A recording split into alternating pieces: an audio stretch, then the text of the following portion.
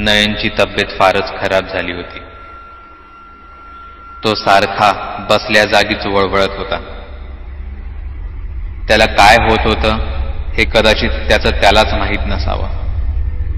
त्याला डॉक्टरी इलाजाची गरज होती, पण जवळ अशी कुठेच सोय दिसत नव्हती. आमच्या पुढे एकच मार्ग होता. गाडी जास्तीत जास्त वेगात अशा ठिकाणी घेऊन जायची जिथे आम्हाला नयनवर योग्य तो इलाज करता येईल. आम्ही चटकन गाडीत बसलो आणि मी गाडी वेगात चालवायला सुरुवात केली. नयनच्या पोटात आता मळमळायला लागलं होतं. त्याला उलटी करायची होती. तसा तो विशालला इशारा करत होता, पण त्याच्यासाठी गाडी थांबवणे याहीपेक्षा त्याला डॉक्टरी इलाज मिळणे माझ्यासाठी गरजेचं होतं. माझ्या बाजूला बसलेल्या त्या माणसाने नयनवरून एक नजर फिरवली आणि तो बोलला, मला हा वेगळाच प्रकार वाटतो आहे. वेगळा म्हणजे? मी त्याला विचारले. थोड्याशा गंभीर आवाजात तो बोलला, भुताटकीचा. हा शब्द उच्चारताच नयनने पाठी गाडीतच उलट्या केल्या. त्या थांबतच नव्हत्या. समोरच एक जुना पूल दिसत होता. तो एका छोट्याशा नदीवरून गेला होता. मी गाडी रस्त्यावरून खाली उतरवली. मी सरळ त्या नदीच्या कडेने पुढे काही अंतरावर आत गेलो. ती एक पायवाट होती. नदीचं पात्र जिथे थोडंसं मोठं दिसत होतं तिथे जाऊन मी गाडी थांबवली. नयन अजूनही गाडीत उलट्याच करत होता. मी विशालच्या मदतीने त्याला कसं बसं गाडी बाहेर काढलं. गाडीपासून 20-25 पावलं पुढे त्याला आणलं. त्याच्या सोबत विशालला तिथेच ठेवलं आणि मी पुन्हा गाडीकडे आलो. आमच्या नशिबातील विघ्न संपायची नावच घेत नव्हती. मी त्या माणसाला स्पष्ट सांगितलं, आम्हाला इथे थोडा उशीर होईल. तुम्ही दुसऱ्या कोणाची मदत घेऊन पुढे जाऊ शकता. पण त्याने आमच्या सोबतच थांबण्याचा निर्णय घेतला. रात्रीचं थंडगार वातावरण होतं. त्यात मधूनच वाऱ्याची एखादी झोक अंगावर थंडीचे शहारे आणत होती. मी गाडीतून एक टॉर्च काढून विशालकडे दिली आणि एक त्या माणसाजवळ दिली.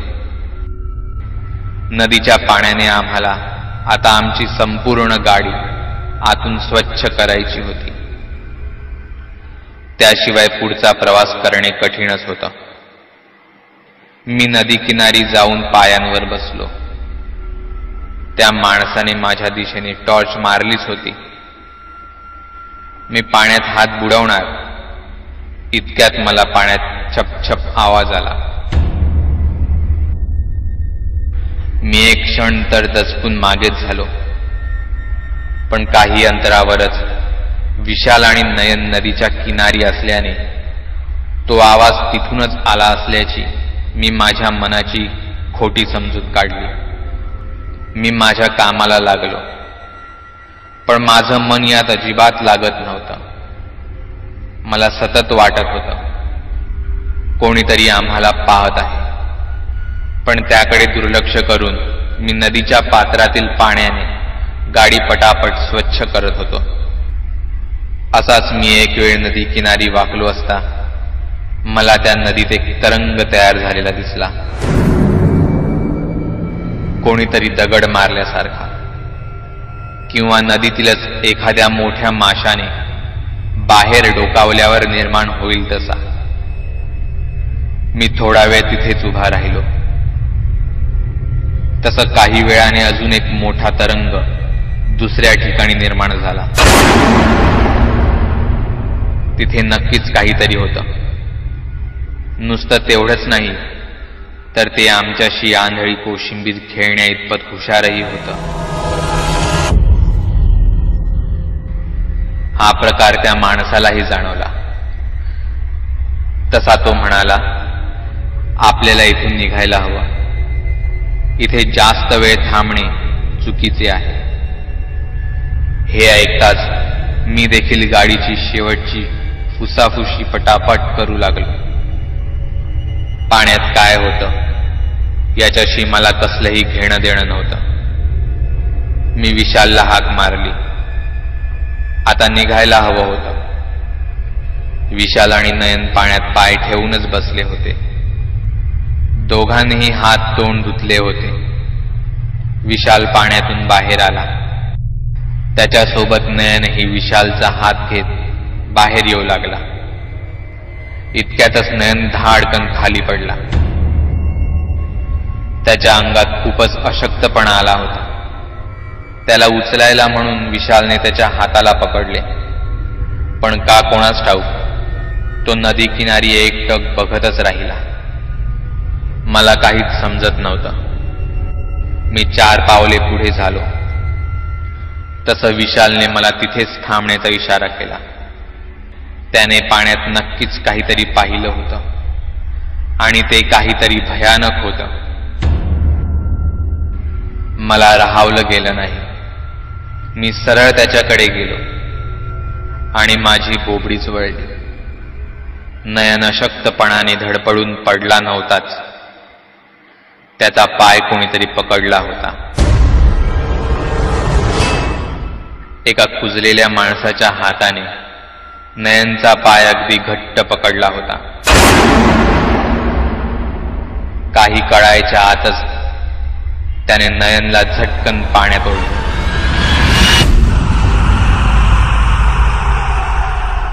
विशाल जोरजोरात ओरडला. त्याने नयनचा हात घट्ट पकडला. ते जे कोणी होतं ते नयनला आत पाण्यात खेचत होतं. विशाल एकटा नयनला बाहेर खेचू शकत नव्हता. मी देखील नयनचा हात आणि खांदा पकडला.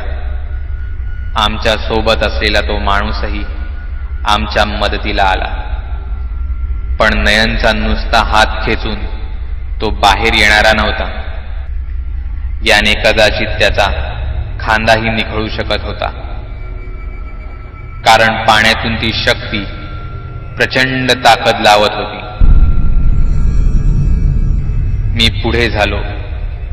नयनच्या कमरेपाशी पकडून त्याला पूर्ण ताकदीनिशी बाहेर खेचू लागलो.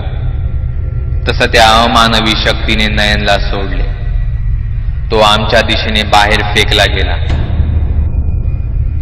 काही कळायच्या आतच त्या शक्तीने माझ्यावर झेप मारली.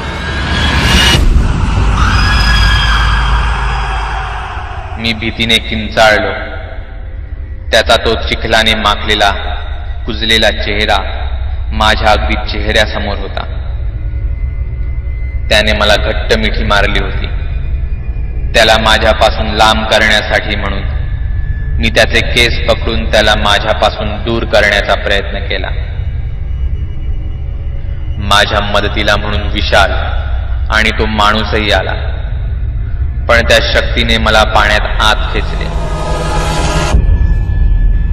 तो स्वतः बरोबर मलाही पाण्यात आत घेऊन जात होता. मृत्यू मला माझ्या डोळ्यांसमोर दिसत होता. शेवटचा प्रयत्न म्हणून मी माझ्या उजव्या हाताचा अंगठा त्याच्या डोळ्यात खुपसला आणि डाव्या हाताने त्याचे केस पूर्ण ताकदीने ओढले. त्याचे काही केस तर माझ्या हातातच आले आणि सगळं काही अचानक शांत झालं. मला त्या माणसाने पाण्यातून बाहेर काढलं. माझ्या हातात अजूनही त्या अमानवी शक्तीचे केस होते. त्या माणसाने ते पाहिले आणि तो प्रचंड घाबरला. जसं काय माझ्या हातात एखादं भूतच होतं, पण सत्य हे त्याहूनही भीतीदायक होतं.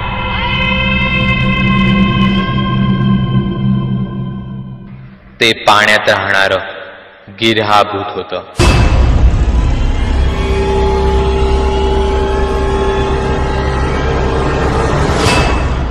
आणि तू त्याचे चक्क केस आणलेस. तो माणूस चेहऱ्यावर विचित्र भाव आणून माझ्याशी बोलत होता. केस? मी हातात पाहिलं तर माझ्या हातात केसांचा बुचडा होता. मी ते खाली टाकणार इतक्यातच त्या माणसाने माझा हात पकडला. मला काहीच कळत नव्हतं. जर तू हे केस या पाण्यात परत टाकलेस तर तुझा जीव केलाच म्हणून समज.